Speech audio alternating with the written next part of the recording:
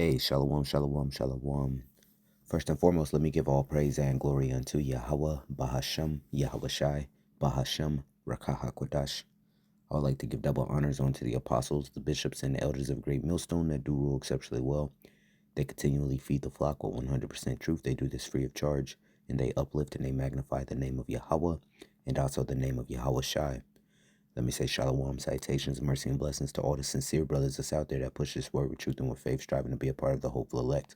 To the very best of their ability, they're doing the right thing in the sight of Yahweh Shem Yahshai, and they're also doing their part to uplift and to magnify the name of Yahweh and also the name of Yahweh Shai. And to the very few sisters that's out there that do believe, that truly do believe and is seeking to do the right thing as well, I do say shalom. My name is M.O.T.B of Great Millstone Northwest. I wanted to share this article that I have found on a website called BizTech. Okay, BizTech Weekly. It is a article or a news site that writes pieces on technology, on emerging technology. And I wanted to share this one that I seen on the 8th of March. Actually, I seen it yesterday. Yesterday was the 9th. Today is the 10th of March of 2026. But this was released on the 8th, right?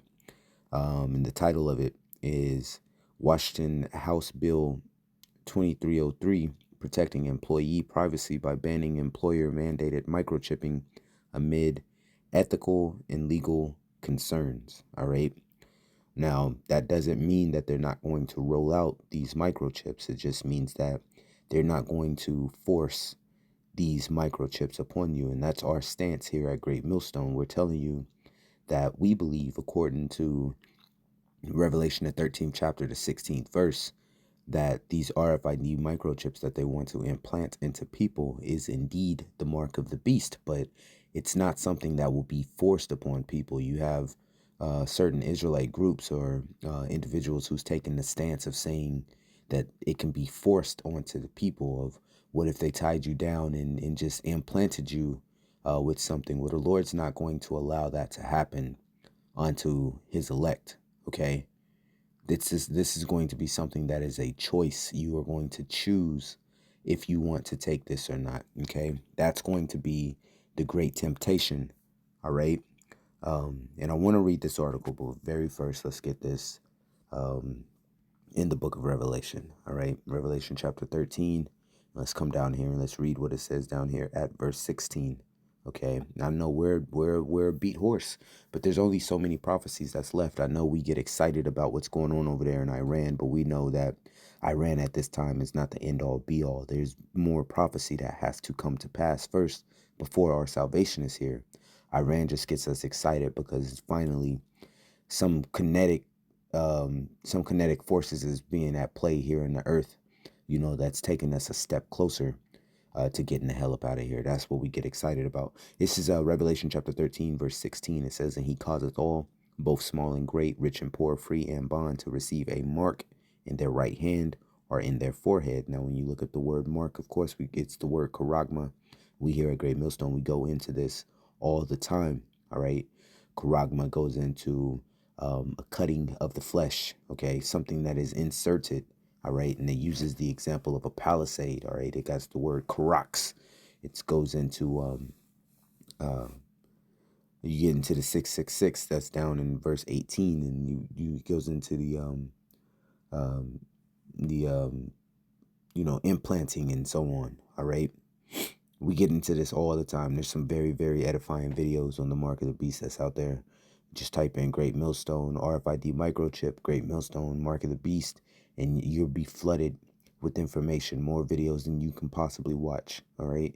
It says, and that no man might buy. And right now, we're not even at the point where we're trying to convince people. We're telling you what it is, and it's on you to believe it or not. If you believe, good for you, all right? Resist it when it comes. If you don't believe, take it then, you know, and your blood will be upon your own head as we have washed ourselves clean, okay, by giving you this information and by telling you, okay. It says that no man, and this is speaking about those that receive this mark in their right hand or in their forehead, because even though it says that he causeth everyone, That doesn't mean that he's forcing everyone. That means that he's putting a system in play where without taking that mark, without taking that RFID microchip, you'll be locked out of society just as much as right now the society requires for you to have access to the internet, okay? So much so that they got special programs for individuals who don't have access to the internet. There's programs, there's libraries, there's, you know, I mean, you can't, it's in some places you can't even order food if you don't go through the internet to be able to do it. They got programs for people who are homeless to be able to have cell phones so that way they can access the internet. Okay. Um, you got libraries, you got places that give out free Wi-Fi, you know, places like that, school programs that assist in individuals being able to access the internet. So just as much as this society right now um, has it where you pretty much have to access the internet to be able to gain access to certain things. Well, the society that's coming, the way that Esau wants to take the world is you have to have an RFID microchip to be able to access anything, to be able to get into your own finances, to be able to unlock certain doors, so on and so forth, man. All right. And they're going to push it as something that's very, very convenient for you. All right. Um, it says and that no man might buy or sell. And that's going to be the main thing. You're not going to be able to purchase anything right now.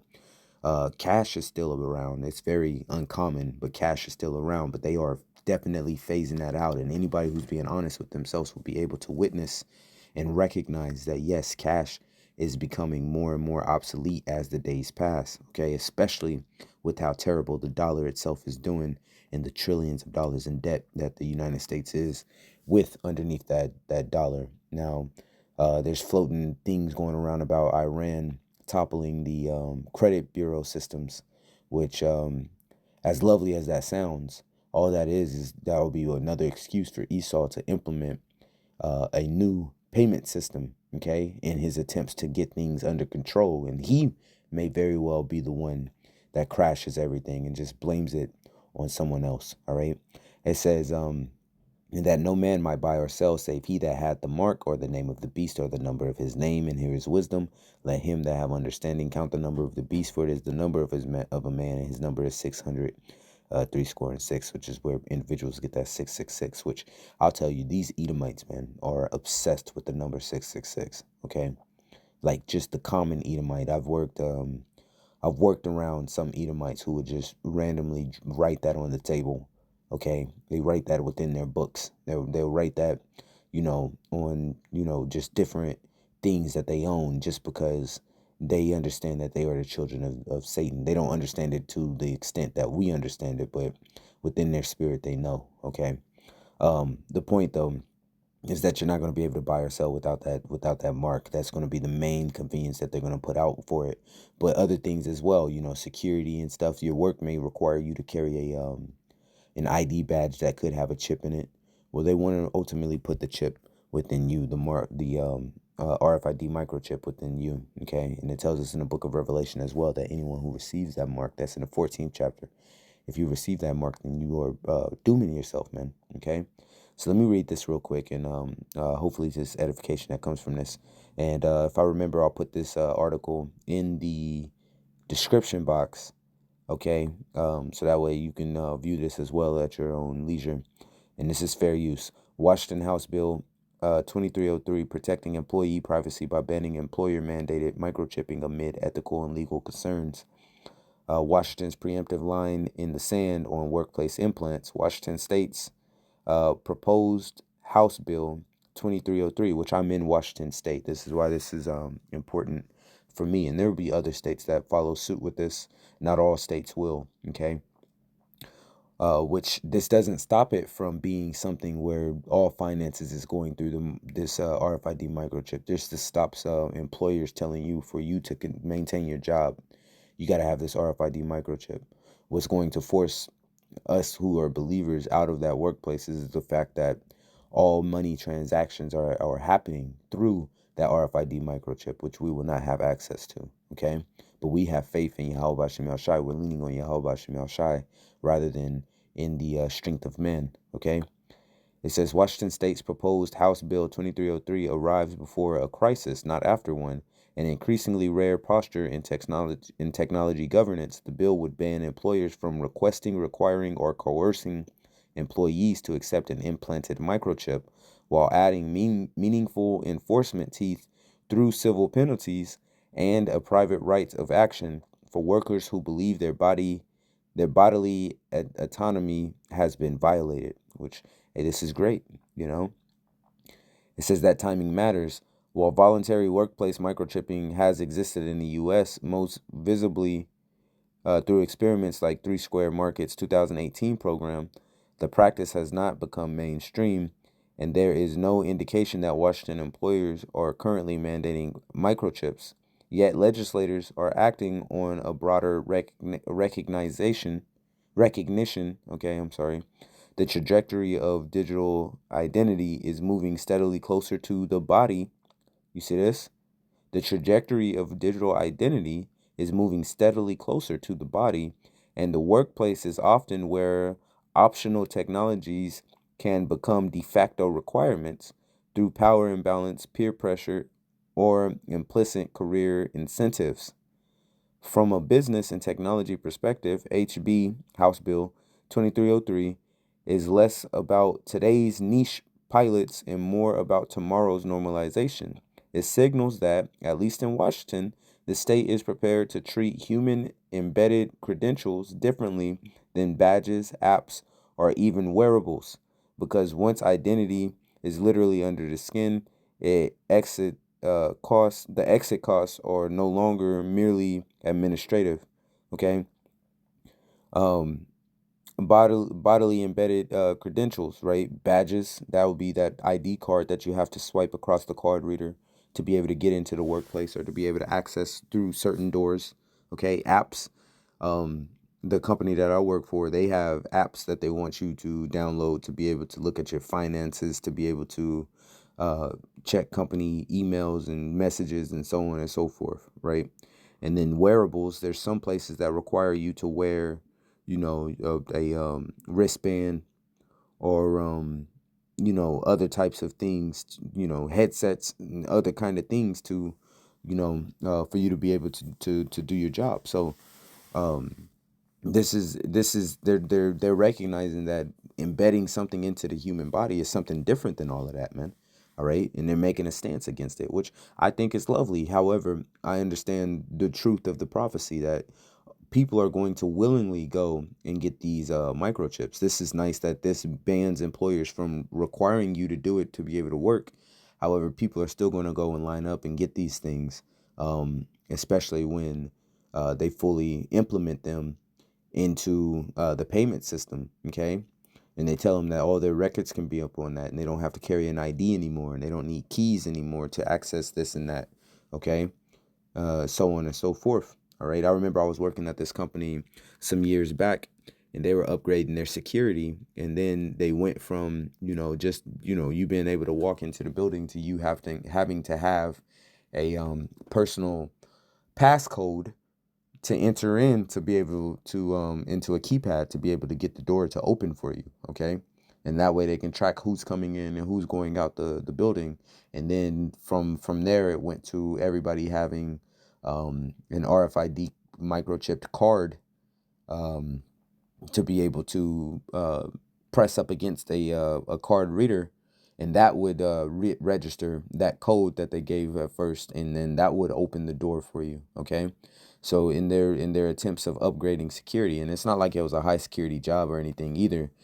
These businesses get certain tax incentives based upon their how secure they are. Okay, so um, in their attempts for that tax break, or tax incentive or whatever the hell it was that they was going to get, they was upgrading that security. Okay, so these companies they do that, and then of course requiring their employees to actually get a microchip will be a major way that they can fulfill whatever requirements they need to be able to get those different government subsidies. Okay, it says implantable RFC near field communication, I'm sorry, NFC, Salakia, implantable NFC credentials, convenience gain, security permanence, and vendor leverage. Workplace microchips typically function as near field communication NFC tokens, akin to contactless cards, enabling building and room access, point of sale payments. You see that? E.g., cafeteria purchase, point of sale payments. Where are you guys getting off saying that? Oh, you can't buy. Where's my dog? Remember that? It's June. Ain't no microchips. What was that year? 2000. I want to say that was 2026 or 2026, 2016. Okay, with the Bishop Nathaniel and the IUIC. I want to say that was 2016. All right. It's June. Ain't no microchips. Right. Where's my dog? Hey, that didn't age too well, man. All right. What you're gonna find out is the Lord does have His prophets here upon the earth. All right. And even though people don't want to admit it, the truth is coming through the great millstone now. These other groups, they have the truth as well, but they don't have 100% truth. They're adding in lies, man. They're making this thing to where it's fluff and puff, okay? And they're not keeping it 100. They're not keeping it funky. We here at Great Millstone, we keep it 100. We're just telling you how it is, all right? Whether you want to listen to it or not, we'll just tell you how it is, okay? Because we want the blood off of our hands. So building and room access, point of sale payments, single sign-on workstation authentication. All right, there's certain badges that you may need to be able to access a computer. All right, to get your computer to register. Okay. In some implementations, it says the appeal is straightforward, frictionless access, and a future-forward brand narrative, but the technical and operational trade-offs are unusually asemantic. Asymmetric. I'm sorry. It says security and privacy risks charge character when credentials become persistent. A lost badge can be revoked. A compromised mobile credential can be rotated. An implanted identifier, by contrast, is difficult to replace and psychologically harder to treat as disposable. Even if the chip itself stores minimal data, the surrounding ecosystem, identity providers, access logs, payment rails, and device management platforms create a rich behavioral record. If those back-end systems are breached or misconfigured, the exposure. So like, yeah, I thought I saw something out the corner of my eye, so I was looking over to see it. So I'm sorry that took my attention. It says, if the back-end systems are breached or misconfigured, the exposure can extend beyond a single incident into a long-lived leakage and um, anonymization. I hope I said that correctly. Risk, because identifiers can be uh, correlated over time. All right, which that's one of the main things that they're trying to figure out right now, man, is how they can eternally protect the information that's within those RFID microchips. Because if it's something that can be scanned at the gas station for a payment, well, with the way technology is, people are will easily figure out how to be able to hack those things to they already got things where you can be in a subway, in a crowded subway, and somebody could be standing next to you and have a card reader and swipe all your credit card information, you know, from without even touching your card, just being close to you, reading it through your wallet, through your clothes, and gaining access to your credit card information, man. So they got to figure out how they can really secure these RFID microchips, especially if they're going to be widely used for multiple different applications, from the dentist office to the grocery store. Okay. And I believe that's one of the big holdups on why that thing hasn't been fully implemented, because they got the infrastructure for the most part in place for it. Okay. Everybody's used to now tapping their card versus inserting it. There's still places that you got to insert it. And most people pull out a card versus actually pulling out cash. Okay. And some people, a good portion of people, just pay directly off of their cell phone. All right. It says there is also a strategic market dynamic embedded in the technology stack as implementations align with standards such as ISO, IEC 1443, called Common NFC protocols, the authentic, man, I'm struggling with words today, and authentic I'm sorry, anybody that knows me knows that I just have a problem with the English language, man. I do apologize. Okay, I know what the word is. It's just I have my brain struggles to force it through my mouth. All right. Um, to authentication. Usually, this is where a brother will say it for me. All right. But authorization, pretty much. Authentication, not authorization. Authentic. Okay, authentication. Okay, I'm sorry. You guys see the word. You know what the word is. Approaches like Fido U27 enterprises may still find themselves pulled into proprietary vendor ecosystems. All right, which I would have to look into those. I would have to look into the ISO, the IEC, 14443. You know, again, call Elohim Yahbashim Yahshabashim Kakodash. I would have to look into the FIDO U2F. Okay, I would have to look into those things to know what those are. Okay, it says with recurring licensing, constrained interoperability, and limited portability. In plain terms, the more seamless the employee experience becomes, the more expensive and disruptive it can be to unwind later, especially if identity, physical security, and HR systems become tightly coupled. All right. Which they want to tightly couple everything. They want everything to be connected. All right. They're already starting to try to connect everything. They want your refrigerator to be connected to the internet, your washer and dryer to be connected to the internet, the lights in your home to be connected to the internet, your car to be connected to the internet, so on and so forth, man. Well, they want you yourself as a person to be connected to the internet, man. Okay. It says for executives weighing ROI and calculus is not only about speed at the door reader, it is also about trust as an economic asset. The reputational downside of being perceived as normalizing body intrusions can easily outweigh marginal productivity gains, particularly in competitive labor markets where retention and employer brand credibility are fragile, right? Because you're going to be implanting this employee that may not stand the test of time. They may only be here for a couple months before they decide to call it quits. Okay. Let me see. This article is kind of lengthy. It's got a little bit more to it. All right. Let me just hit these highlighted areas. It says the medical device carve out, a narrow exception with wide implications, because that's going to be one way that they bring this in, is telling you that all your medical information can be on it. Your to access your insurance can be through it, and so on and so forth. Okay. Enforcement, litigation exposure, and the broader shift towards ambient identity. Okay. Again, they're going to be pushing things to where they got to know who's a citizen, who's not a citizen, and you having an identifying mark in that RFID microchip could help them solve that problem. So they may claim.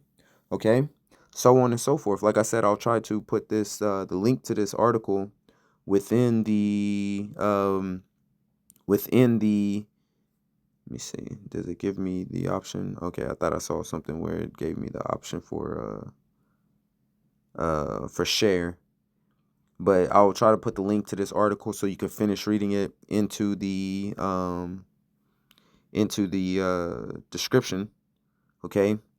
However, I did copy this article myself, and when I opened it up this morning to do this video, it brought me to just the BizTech Weekly webpage. It didn't actually bring me to this article, but if you go to the BizTech Weekly website and you type in microchip, you should be able to see this article pop up. Okay, you see it's one of the first ones that pop up amongst other articles. Okay, so you should be able to find it. But anyway, hopefully the message was received. Keep your eye out, man. All right, they're gonna come with crafty ways to try to push this thing out into the people, and those who's unaware is gonna fall for those. Is gonna fall for some of that, man. Okay, so continue to cry on to Yahweh Bashem Yahshai in hopes that we can get the hell up out of this place really soon, man. Until next time, I'm gonna say shalom.